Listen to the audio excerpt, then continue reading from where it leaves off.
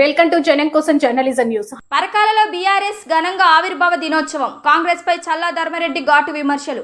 పరకాల పట్టణంలో BRS party ఆవిర్భావ దినోత్సవాన్ని ఘనంగా నిర్వహించారు. ఈ సందర్భంగా పరకాల మాజీ ఎమ్మెల్యే చల్లా ధర్మారెడ్డి గారు పార్టీ జెండాను ఆవిష్కరించి కార్యకర్తలను ఉద్దేశించి ఉత్సాహభరితంగా ప్రసంగించారు. ఈ సందర్భంగా ఆయన మాట్లాడుతూ స్వర్ణ రాష్ట్ర సాధన కోసం పుట్టిన గులాబీ జెండాను నేడు తెలంగాణ అభివృద్ధికి ప్రతిగా నిలిచిందని పేర్కొన్నారు.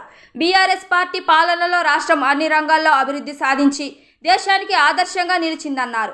రైతుల సంక్షేమం, సాగునీటి ప్రాజెక్టు సంక్షేమ పథకాలు అమలు వంటి అంశాల్లో బీఆర్ఎస్ ప్రభుత్వం తీసుకున్న నిర్ణయాలు ప్రజల జీవితాల్లో మార్పు తీసుకొనొచ్చాయని, పార్టీ బలోపేతానికి ప్రతి కార్యకర్త కష్టపడి పనిచేయాలని, ప్రజలతో మమేకమై వారి సమస్యలను పరిష్కరించే దిశగా ముందుకు సాగాలని పిలుపునిచ్చారు.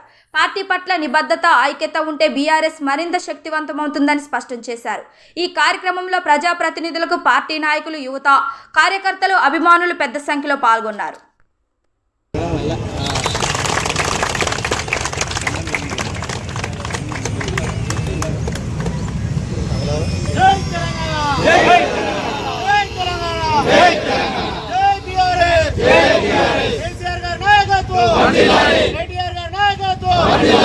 ధర్మారెడ్డి గారి నాయకత్వం,